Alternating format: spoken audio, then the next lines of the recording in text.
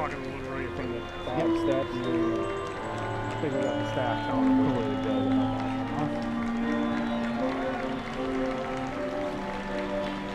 Good.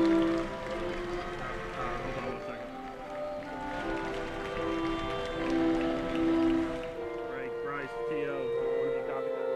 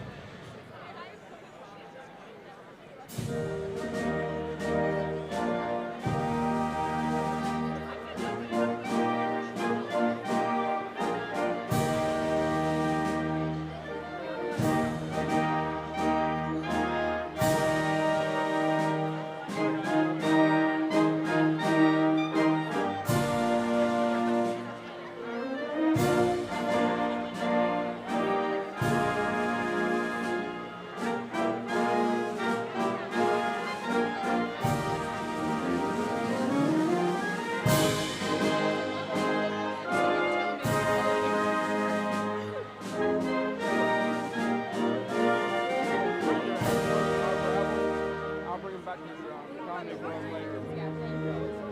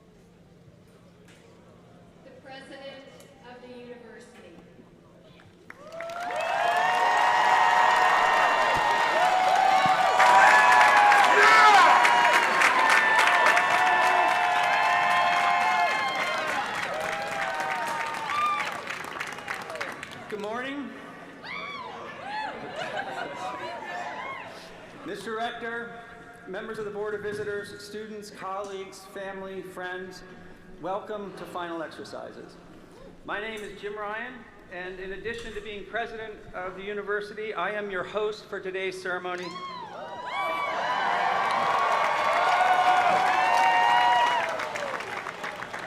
This is actually the important part. I will also officially award the degrees. Yeah.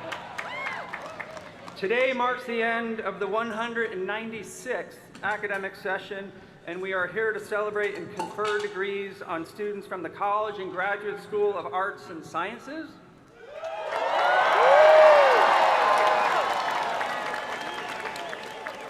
the School of Education and Human Development,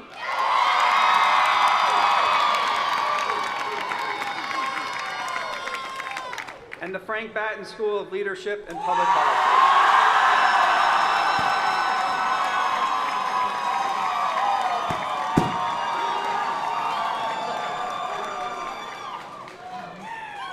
This weekend, we celebrate students and families who worked hard to get to this point, including some who overcame enormous challenges. Each of you has a story to tell. One graduate, for example, is an accomplished entrepreneur who began her studies in 1968. Life intervened, and today, 57 years later, she's finishing what she started.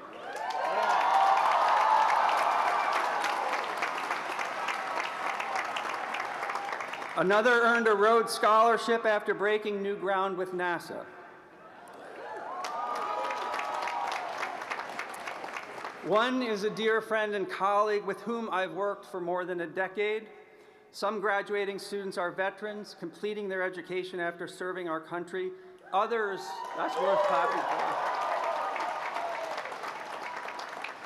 for. Others are the first in their family to graduate from college.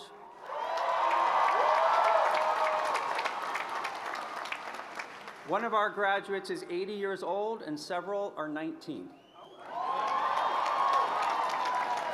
All of those stories, all of your stories are important. Every graduate has earned this moment of celebration, as have their families.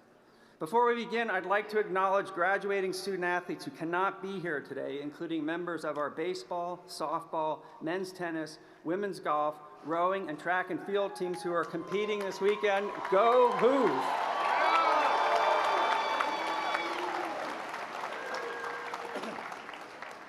I'd also like to recognize several university leaders who are retiring or departing this year, including Provost Ian Balcom, University Librarian and Dean of Libraries John Unsworth, Interim Dean of Students Cedric Rucker, Dean of the McIntyre School of Commerce Nicole Thorne Jenkins, and Senior Vice President for Operations and State Government Relations Colette Sheehy.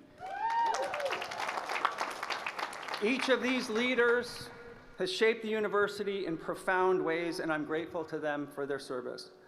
I'd also like to acknowledge the passing of the legendary John Castine, who led this university as president for 20 years, from 1990 to 2010. Finally, I'd like to offer some thanks. First, thank you to the U.S. Army Training and Doctrine Command Band from Fort Eustis, Virginia, which is performing our music today.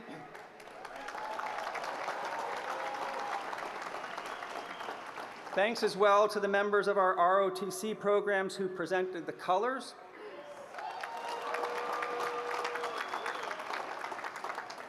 Thanks to the UVA Sustainability Office and our Balloon Brigade volunteers for collecting balloons for UVA Health children. I'd also like to offer thanks to our talented staff who work incredibly hard all year and then put in tremendous effort to make our grounds look beautiful for this weekend and to make this ceremony special for all of you.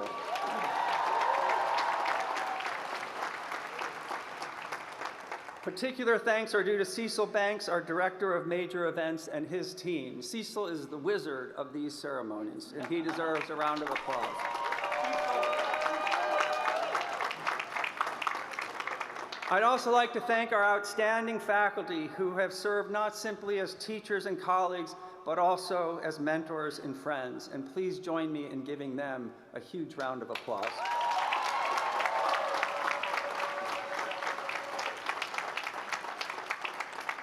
If you'll indulge me, I'd also like to thank my wife, Katie, for being here today, for opening our house to students, and for her support and care for this community, which includes me. It is not...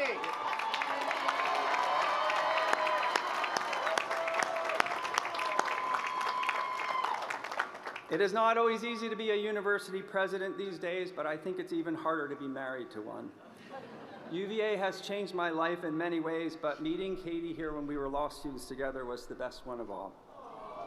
I know. I'd also like to take a moment to congratulate and thank all of the parents and grandparents, brothers and sisters, aunts and uncles, family and friends in the audience today.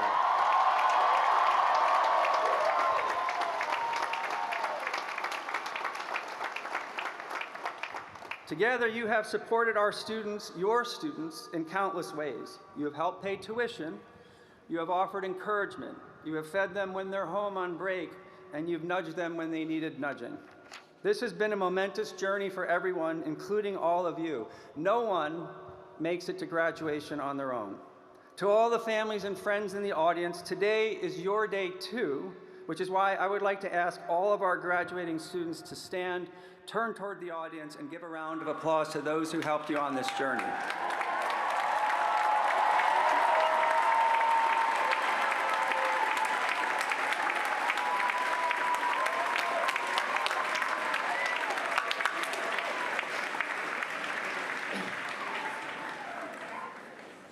And last, but certainly not least, I'd like to offer my sincere congratulations and gratitude to the talented and passionate class of 2025.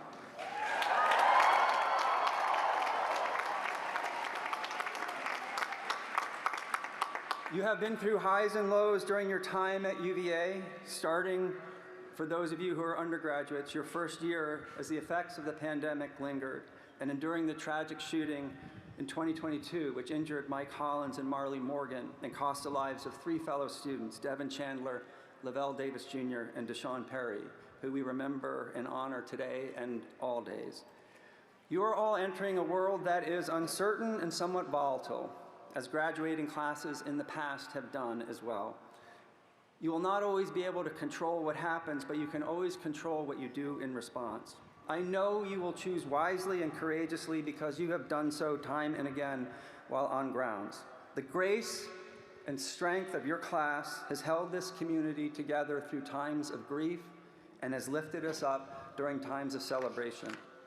I hope and trust that you will look back on your years here as some of the most important of your lives, and that you'll remember both the challenges and the joys. There is, after all, much joy to be found in this world, as you have already shown us. Most importantly, you have made this university a better place, and I have no doubt you will do the same for the world you are about to enter. With that, let's begin this honorable and joyous ceremony through which we will welcome all of you into the worldwide community of University of Virginia graduates. Thank you.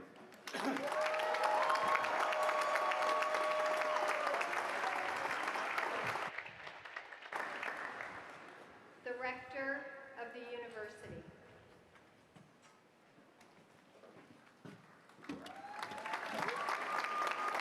Thank you. Good morning. Oh, come on, we can do better than that. Good morning. All right. There we go. Thank you. On behalf of the Board of Visitors, I extend warm greetings and congratulations to all the students, parents, faculty, and colleagues at the University of Virginia. This is a day to celebrate the achievements of you, our graduating students, as well as the family and friends who have supported you through this journey, some of whom may be with you here today. Before I introduce my friend and our speaker for this commencement, I would like to share some comments with our new graduates. As a first-generation college graduate and a triple who, I have experienced firsthand the value of an education from this amazing university. It changed my life. This is my last year on the Board of Visitors. On June 30th, I will have served a total of 12 years, and it has been one of the honors of my lifetime. I say this every year, but it is worth repeating. I hope with the knowledge and skills you have acquired at UVA, you will pursue a life of purpose, of meaningful accomplishments, lasting relationships, and personal fulfillment in all that you do. I also hope that you will choose a life of service in some way. I encourage each of you to think about what you want your legacy to be, not just in your profession, but in your family, your community, and your world. Please remember, this great university is a living, breathing organism. Your time here was different than mine, and it will be different than the time of our incoming first-year class later this year. Yet some things will always remain part of the UVA DNA, providing a world-class educational experience, the extraordinary commitment to student self-governance, the honor system, the special relationship between our students and faculty, love of our athletic programs, and a special shout out to the women's swim and dive team.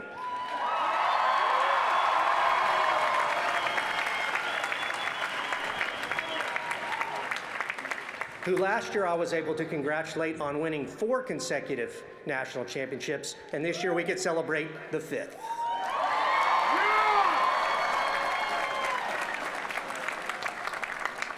And I assume my successor next year will celebrate the 6th when that one comes. So. And of course, this majestic and magnificent lawn designed by our founder, Thomas Jefferson.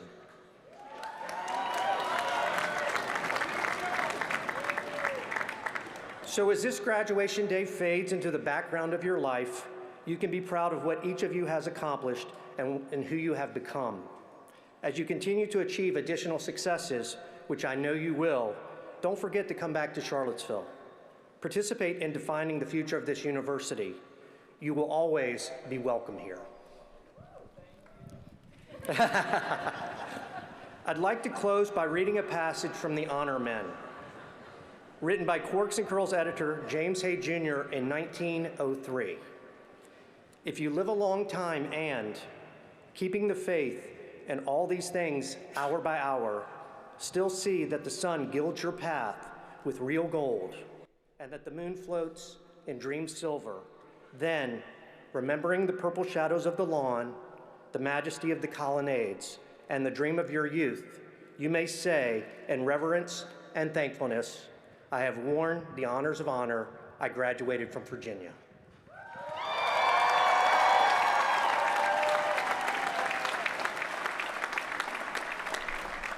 Congratulations again, Godspeed, and wahoo-wah!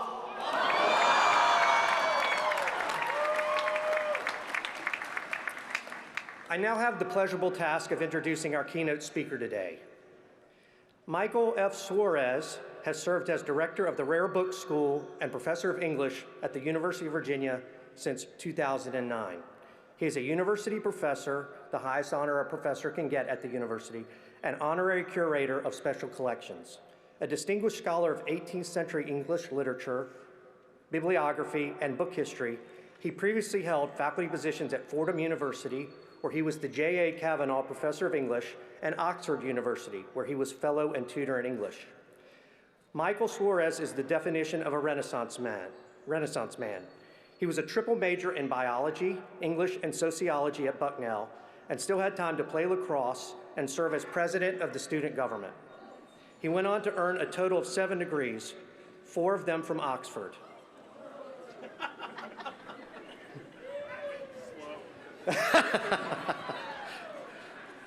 Yeah, a Marshall Scholar at Oxford, he graduated first in his class and won the Sir Roger Newdigate Prize for Poetry. He is also significantly a Jesuit priest, earning Master of Divinity and Master of Theology degrees with distinction from the Weston Jesuit School of Theology in Cambridge, Massachusetts, ordained in 1994. He does like a glass of wine, though, I will say that. So,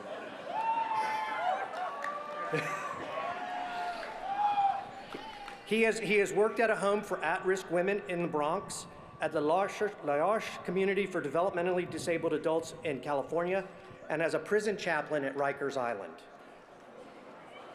From time to time, he is a guest preacher for Catholic Mass at various venues in Charlottesville. In 2015, Mr. Suarez delivered the Lyell Lectures in Bibliography at the University of Oxford, and in 2021 gave the Rosenbach Lectures in Bibliography at the University of Pennsylvania. The following year, Suarez was the inaugural guest professor in the University of Chicago Visiting Scholars Program in Paleography and the History of the Book. In 2023, he was elected Fellow of the Society of Antiquaries in London.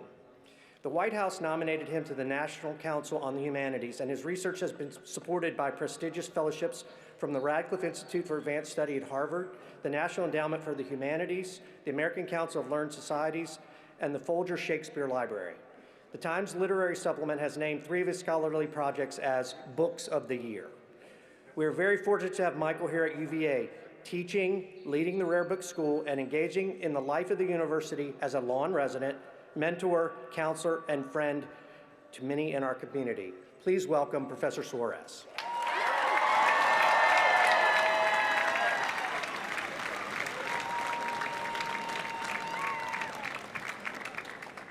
Thank you, Mr. Rector.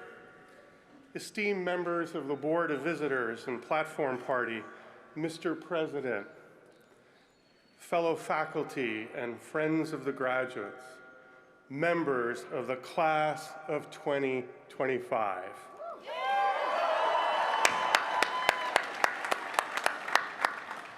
Bart Giamatti, known to many of you perhaps as the former commissioner of Major League Baseball, had a job of far less consequence before that as president of Yale University, a school in Connecticut.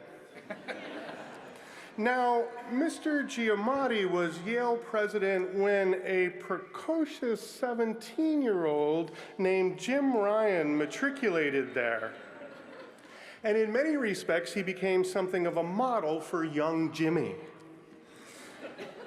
And yet, our great leader must not have been paying attention when Giamatti publicly declared on several occasions this immutable truth. Being a college president, he asserted, is no way for an adult to make a living. We gather this morning with joy to celebrate the accomplishments, the perseverance, and the character of the class of 2025. Those who are taking UVA degrees today as citizen scholars of the Frank Batten School of Leadership and Public Policy. The School of Education and Human Development. And the College of Arts and Sciences. Yeah!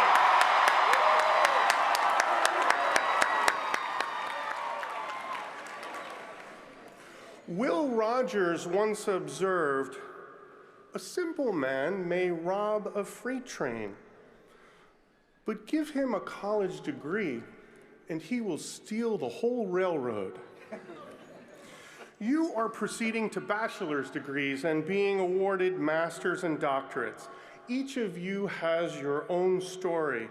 The high school teacher who made a subject come alive for the first time, the mentor who believed in you, the mom or dad who sacrificed more than you might even know.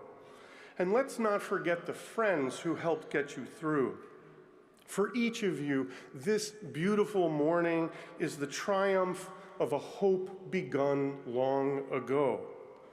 Please, never fail to remember how you came to this day. No one walks the lawn alone. This morning, your professors, families, and friends have become a congregation of the grateful, full of thanksgiving and laughter as we celebrate you, your magnificent and ridiculous balloons, a riot of color and quirkiness, a carnival of individuality and community are eloquent and motley emblems of this excellent day. I think it was Voltaire who said that no student was ever sufficiently grateful to his teachers. If you happen to be in my class, Now is the time for you to know that I wear a 1634 shirt and I drink single malt whiskey. Our final exercises today recognize the academic excellence that you have achieved, even as we also celebrate the university that has been the instrument of your progress, the institution that you have helped to make a vibrant and dynamic community of learning. The University of Virginia opened 200 years ago in the spring of 1825 with 40 students, 8 faculty, and nearly 7,000 books. 40 years later, UVA was the second largest university in America. From early on, there were problems of student unruliness, in part because one individual was in the habit of selling spirituous liquor in the cellar of one of the pavilions. In many ways, what we are doing today in conferring degrees is quintessentially un-Jeffersonian. TJ dismissed degrees as artificial embellishments. I'm sure you're glad to know. And the university did not award the bachelor's degree until 1848. Celebrating you and our university on this bicentennial, it is fitting that we also remember the work of higher education in America. For UVA was founded on the aspiration that its mission of scholarship and teaching could powerfully support and sustain our American experiment. In this hope for the role of the university as a linchpin of democracy, Jefferson was not alone. James Madison proposed that a national university be included in the United States Constitution. George Washington, in his first State of the Union address, urged Congress to create a university to teach its students to distinguish between oppression and the necessary exercise of lawful authority. So committed to this idea was the father of our country that in his last will and testament, he left a generous bequest for this very purpose.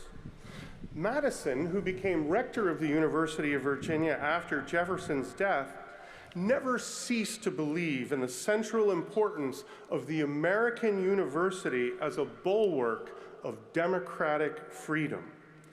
The advancement and diffusion of knowledge, he insisted, is the only guardian of true liberty.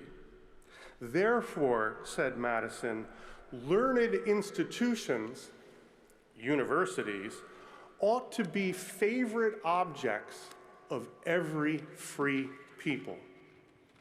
Washington and Madison well understood that education fosters a freedom of mind that leads to the judicious exercise of critical citizenship, a freedom of mind that recognizes the obligation to protect and defend the freedoms of others.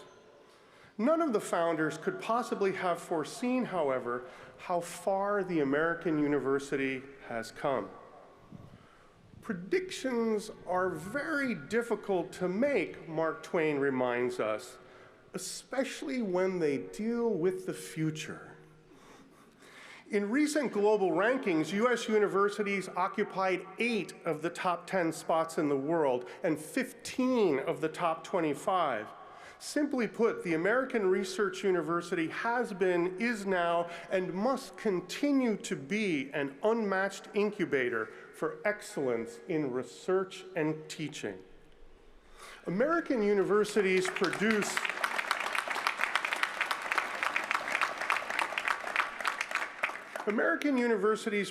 an astonishingly high proportion of the world's fundamental research discoveries and practical breakthroughs.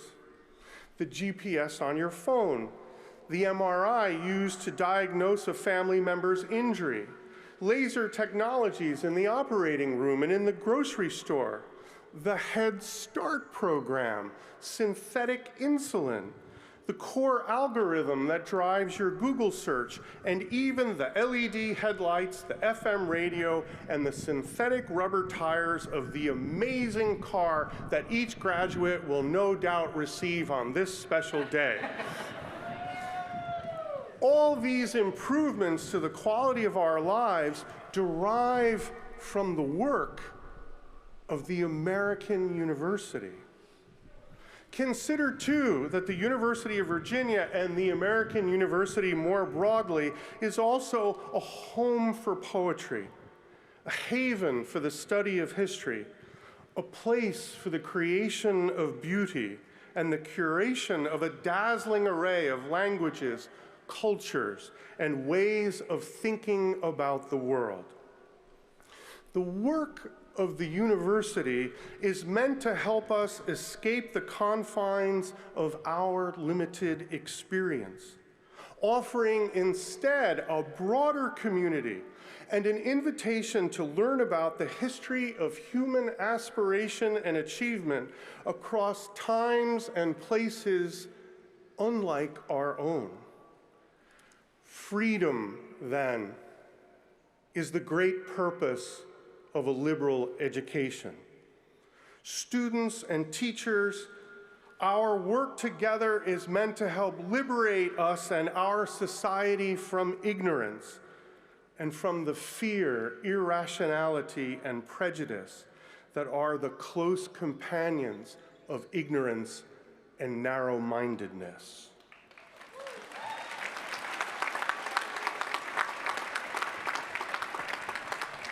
But consider that the freedom we seek through the work of scholarship and teaching is never only freedom from whatever prevents us from rising to the full stature of our humanity. No. The goodness of this place is also most fully realized in freedom for the ability to make informed commitments to be of help. Freedom for teaching, freedom for leadership, freedom for the work of making our world a little more compassionate, a little more intelligible, a little more just. You know this already. The freedom that comes from getting up most mornings and going for a run, or in my case, what sadly passes for a run, is freedom from lethargy and disease, but a lived commitment to working out may also give you the freedom you need for hiking on vacation or entering a 10K with your friends. Academic freedom, the ability to pursue the truth wherever it might lead, and to make publicly available what one believes is true without interference or reprisal, is thus not the arcane privilege of an unworldly intellectual guild, but a prerogative essential to the functioning of our republic and the education of its citizenry.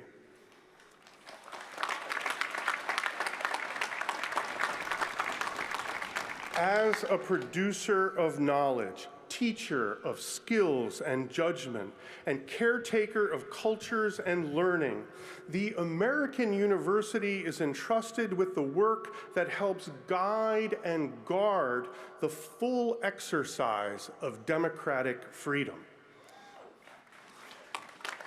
Make no mistake, the freedom of the American University is not to create or preserve an insular autonomy.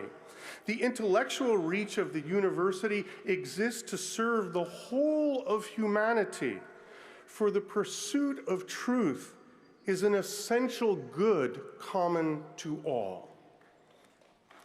It is our duty to promote dialogue across difference, to provide opportunities for citizens of the university to be in conversation and even debate with individuals unlike themselves, people whose thinking will challenge our views and perhaps enlarge our understandings. The imperative of free speech on our grounds and in every corner of the American college campus follows not only from our legal obligations, but also from our unswerving belief in the value of creating a pluralistic community of mutual inquiry and mutual respect.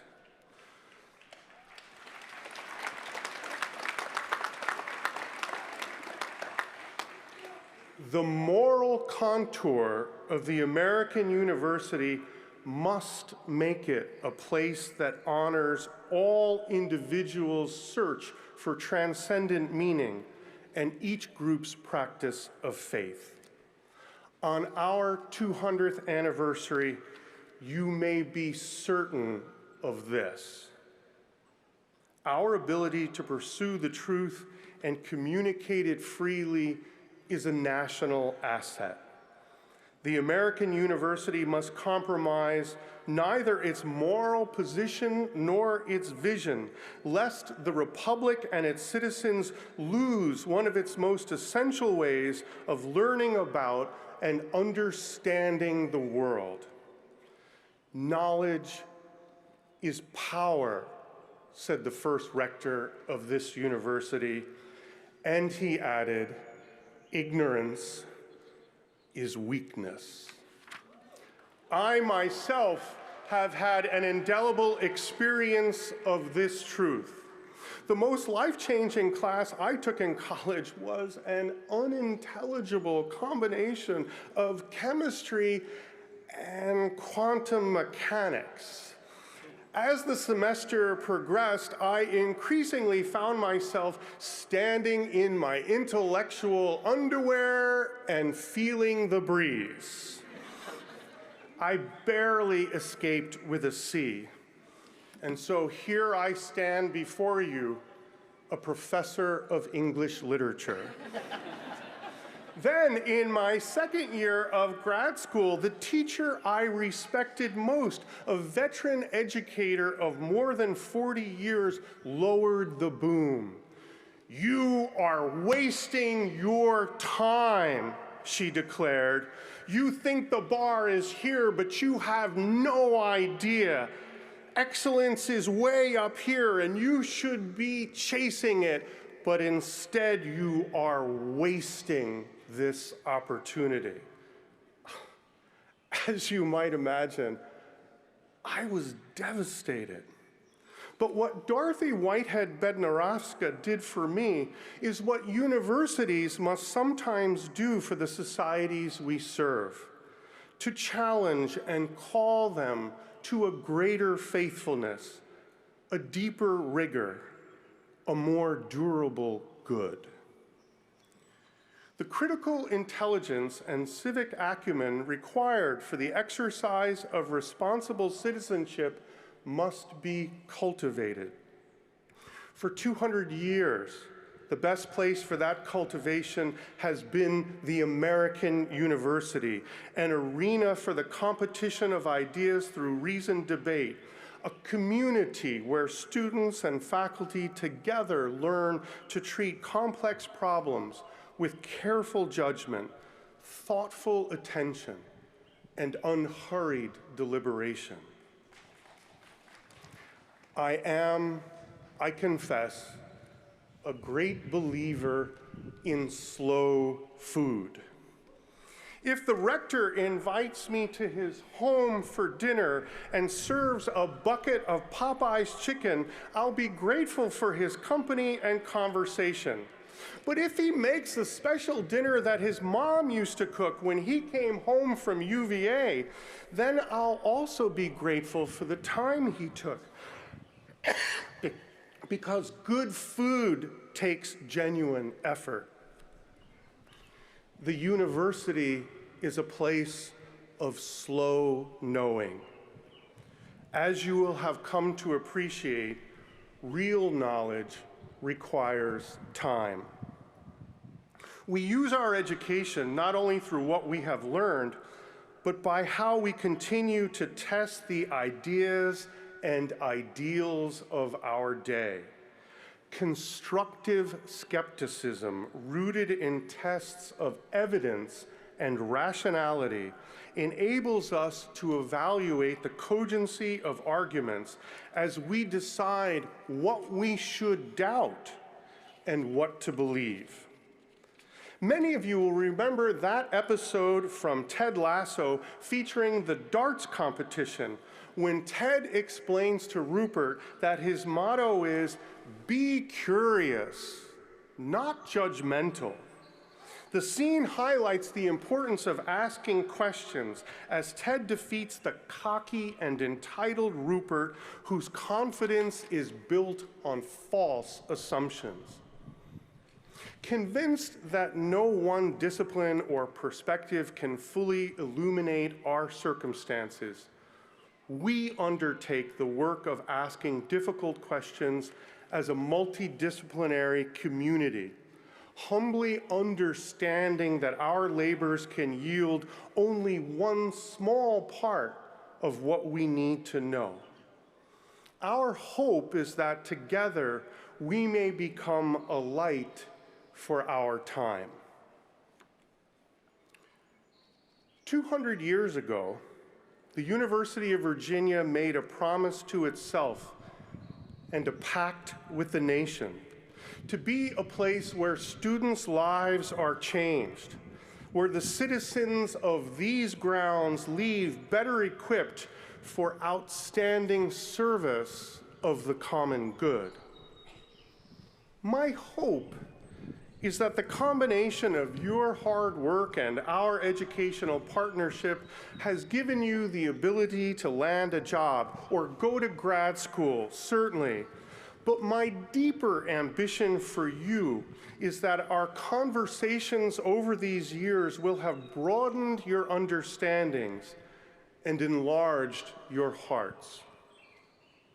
In much the same way, I remain ambitious for our American experiment, and I look to the American University to keep faith with the nation by staying faithful to its mission of free inquiry and unfettered excellence.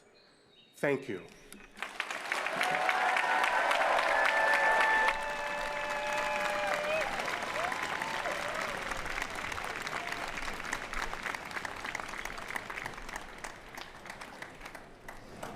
The President of the University.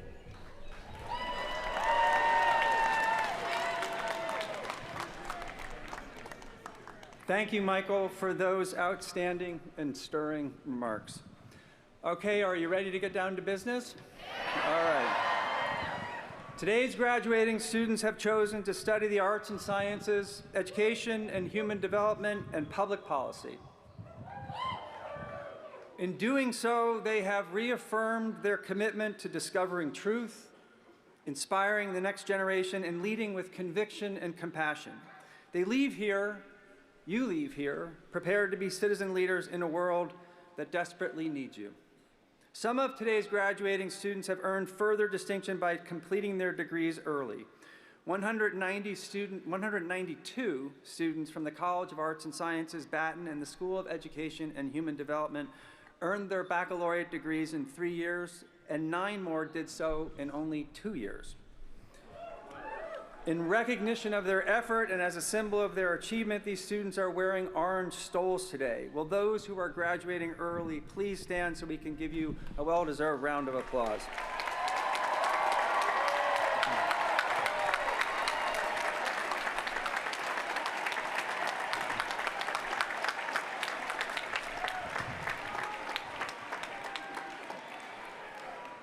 I would also like to recognize the 1,178 students who are the first in their families to graduate from college this weekend.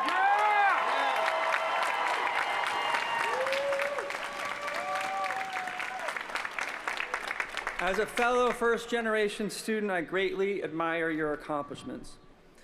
All of today's degree candidates are listed in the digital program, including those who completed the requirements for their degrees in December or last August. Today, we will award 3,092 baccalaureate degrees, 980 graduate degrees, including 738 master's degrees, 12 education specialist degrees, and 230 doctoral degrees.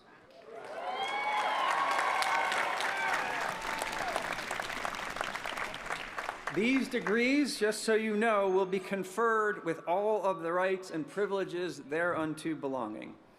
The deans will now present the candidates for degrees, and under the authority vested in the general faculty and delegated to me, I will then award the degrees. The interim Executive Vice President and Provost of the University.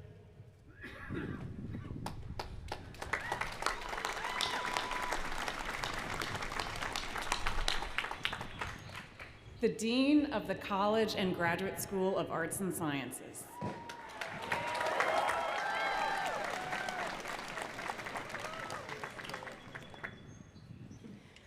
The candidates for the degree of Doctor of Philosophy will please rise and remain standing.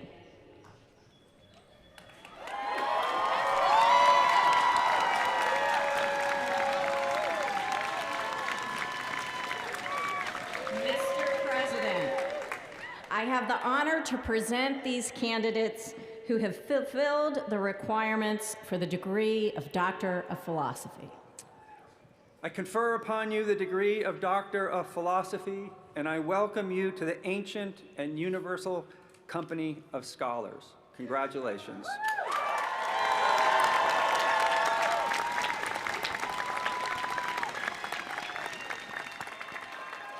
The Doctors of Philosophy will please be seated. The candidates for the degree of Master of Fine Arts, Master of Arts, or Master of Science will please rise and remain standing.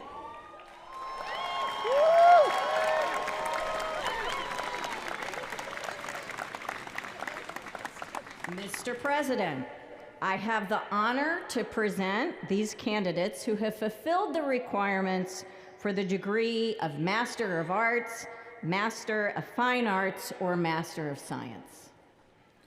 I confer upon you the appropriate master's degree. I charge you to apply the knowledge you have gained in ways that advance the social good and promote humane values. Congratulations.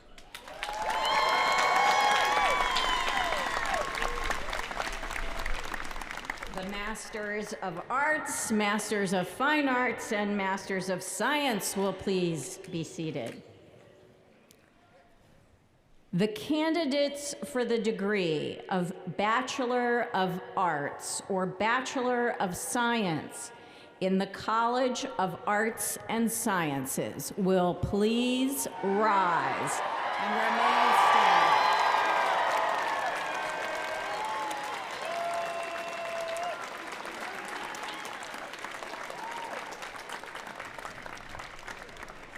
Mr. President, I have the honor to present these candidates who have fulfilled the requirements for the degree of Bachelor of Arts or Bachelor of Science in the College of Arts and Sciences.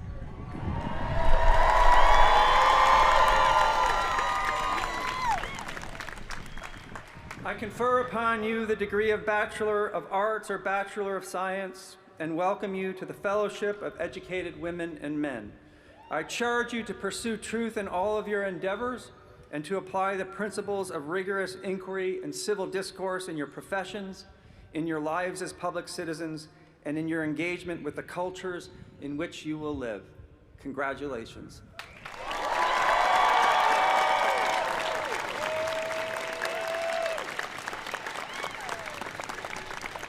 The Bachelors of Arts and Bachelors of Science will please be seated.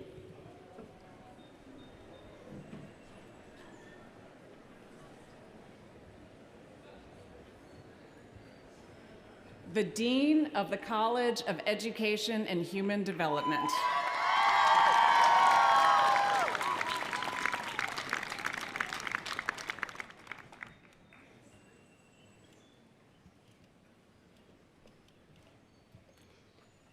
The candidates for the degree of Doctor of Philosophy in Education, Doctor of Education, or Education Specialist will please rise and remain standing.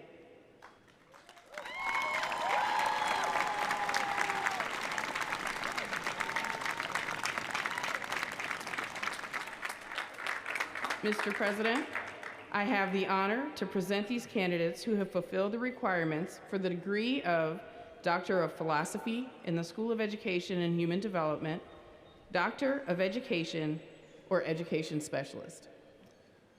I confer upon you the degree of Doctor of Philosophy, Doctor of Education, or Education Specialist, and I charge you to pursue research that will support teachers' work and advance student learning in the nation's schools and colleges and universities.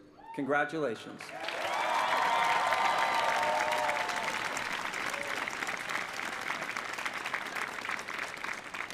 The Doctors of Philosophy, Doctors of Education, and Education Specialists will please be seated.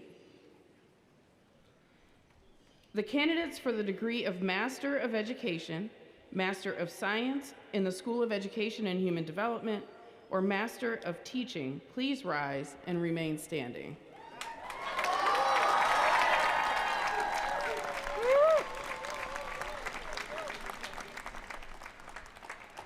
Mr. President, I have the honor to present these candidates who have fulfilled the requirements for the degree of Master of Education, Master of Science, or Master of Teaching.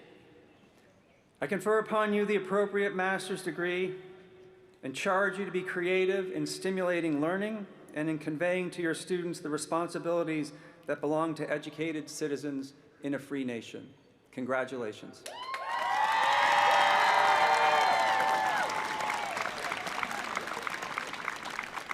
The Master of Education, Masters of Science, and Masters of Teaching will please be seated. The candidates for the degree of Bachelor of Science in the School of Education and Human Development will please rise and remain standing.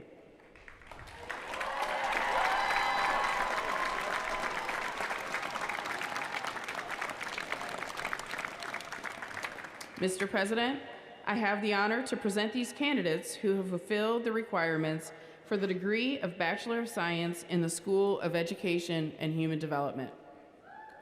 I confer upon you the degree of Bachelor of Science, and I charge you to use your knowledge, skills, and compassion to enrich the lives of the people whom you will serve in your professions. Congratulations.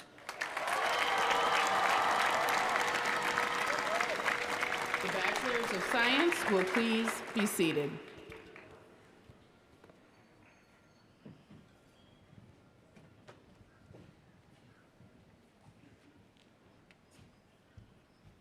The Dean of the Frank Batten School of Leadership and Public Policy.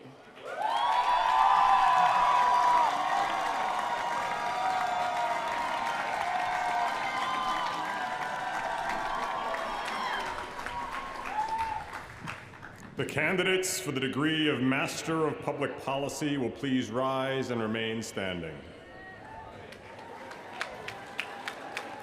Mr. President, I have the honor to present these candidates who have fulfilled the requirements for the degree of Master of Public Policy. I confer upon you the degree of Master of Public Policy and charge you to use your new knowledge and skills to provide strong leadership in the careers and communities you enter, and to craft wise, morally sound, and well-informed roadmaps for our republic and the greater global community. Congratulations.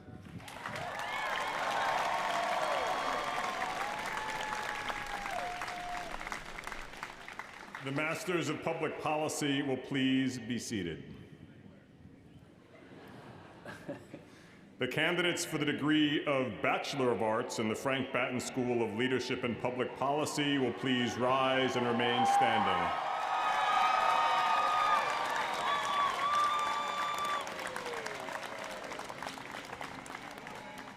Mr. President, I have the honor to present these candidates who have fulfilled the requirements for the degree of Bachelor of Arts in the Frank Batten School of Leadership and Public Policy. I confer upon you the degree of Bachelor of Arts and encourage you to use what you have learned here to serve our nation and the world through your work in government, education, nonprofit, and private sectors. Congratulations.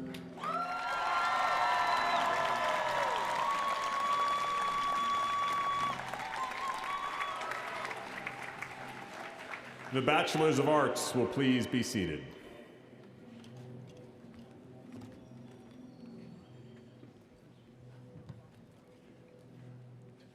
The Chair of the University of Virginia Alumni Association Board of Managers.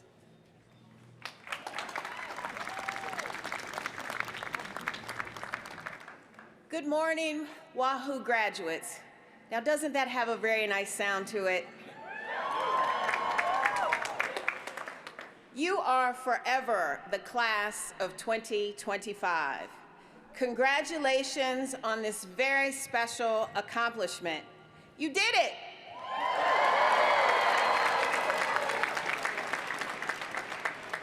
Congratulations to your family and friends and network of support. This is a journey best traveled with others. I'm Tasha Daniels Granger, a proud triple who and chair of the Alumni Board of Managers. And on behalf of my fellow board members and the UVA Alumni Association team, I am thrilled and honored to officially welcome you to our alumni family.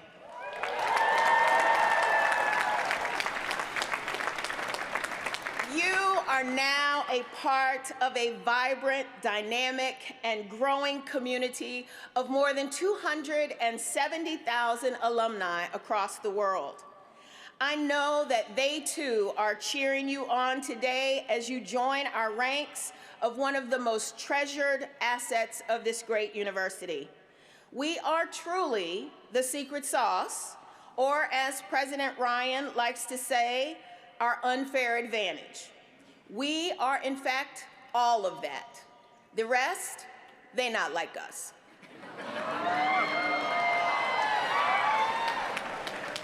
We are teaming with talent, creativity, resolve, ingenuity, and generosity. We uphold a strong set of values seated right here at UVA that are actively shaping the world around us.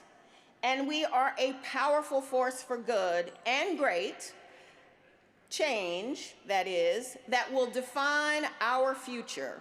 You will define our future. We are an extraordinary group, and now you are bringing your talents to the family. Look around. You are celebrating today with people who will be your lifelong friends, who will impact your life in ways yet known, and you theirs.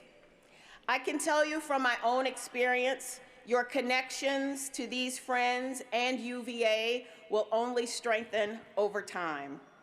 On a personal note, there are 3 women that I met as a first-year student, and all these years later, we gather annually with our families to relive a little of the UVA experience while making some new life memories.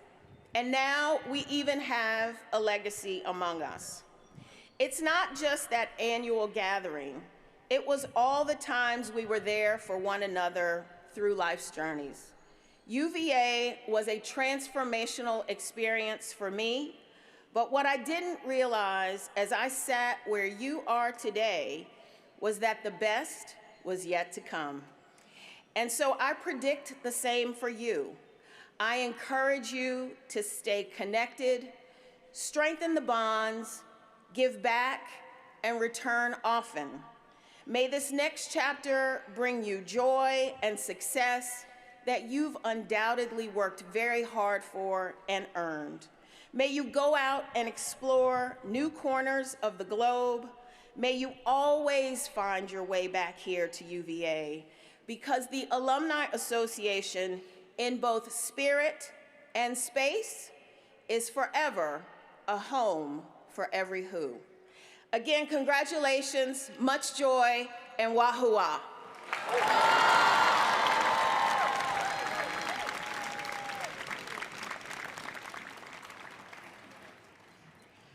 Before we close, I have a short letter to read from the Seven Society.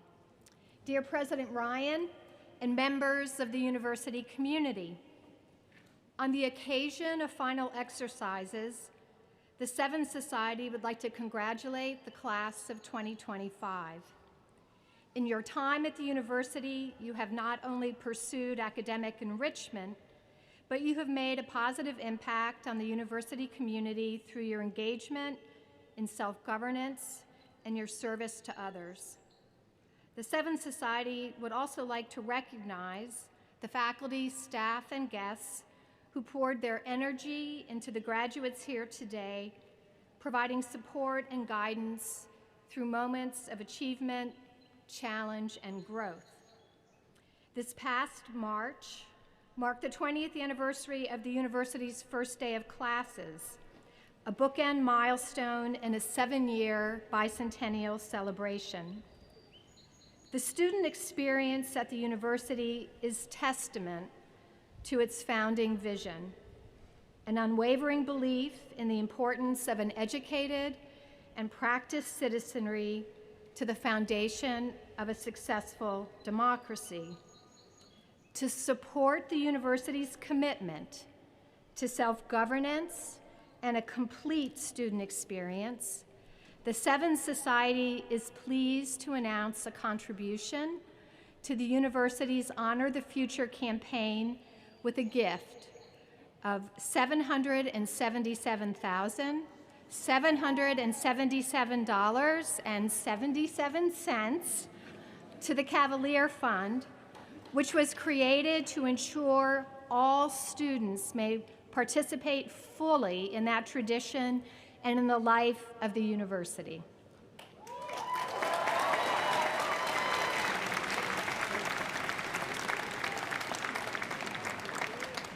Members of the class of 2025, in your years at the university, you have contributed to the student experience in ways big and small, including reestablishing the groundwork for a robust system of student self-governance as we emerged from the isolation of the pandemic, and you served as community builders on grounds and beyond.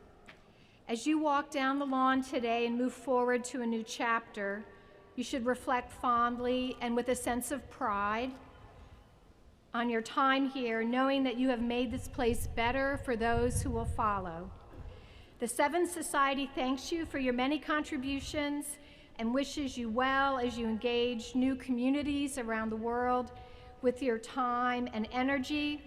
Congratulations, class of 2025, and now the president of the university.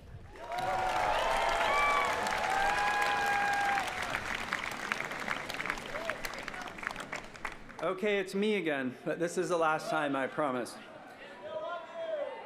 I want to start by thanking the Seventh Society for that incredibly generous and meaningful gift, which will help our students take advantage of everything that UVA has to offer. And I also would like to thank Tasha for her remarks. We are fortunate to have a strong and tight-knit community of alumni whose time on grounds profoundly shaped their lives. And I'm grateful that so many of those alumni have worked hard to give others the same experience. I'd like to say a final thank you to our Grand Marshal, Professor Beth Meyer, and to all of today's speakers and performers. I think they deserve a round of applause.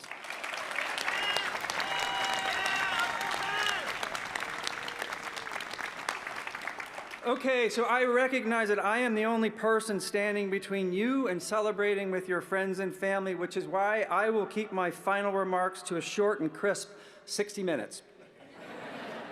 Actually, I have just one final and simple request for this graduating class, which is to carry this place and this community with you. By that I mean, I hope you will remember what it felt like to be here, in this place, with these people, through joy and sorrow, triumph and heartbreak, and that you will carry that feeling with you. Carry with you what it felt like to be surrounded by a group of fellow students who were as compassionate as they were talented. Carry with you what it feels like to learn from professors who loved a subject so much you couldn't help but love it too. Carry with you what it felt like to live with some of the best friends you've ever made who will walk alongside you for the rest of your lives.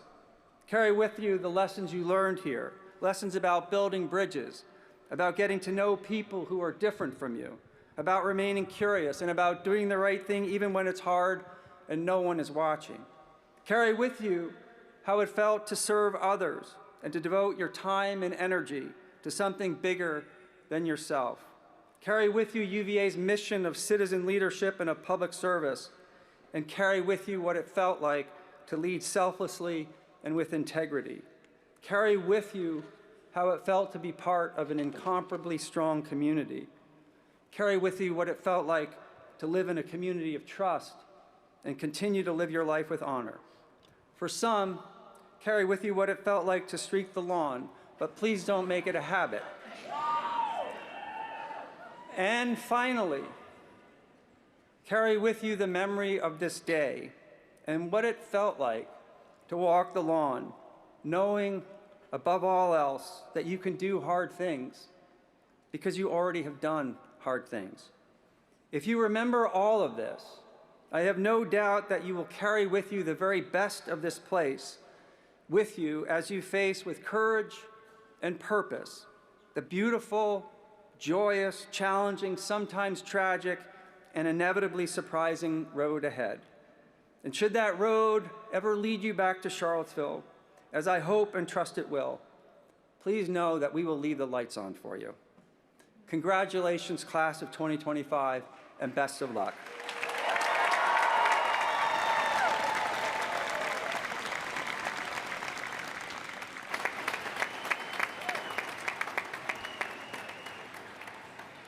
Good and obvious news. Department graduation ceremonies scheduled for this morning and afternoon will take place at fair weather locations. The times and the locations of these ceremonies can be found in your program. Department ceremonies will begin after graduates and their guests have ample time to reach their ceremony sites. But first, graduates, please stand and join for the singing of the Good Old Song.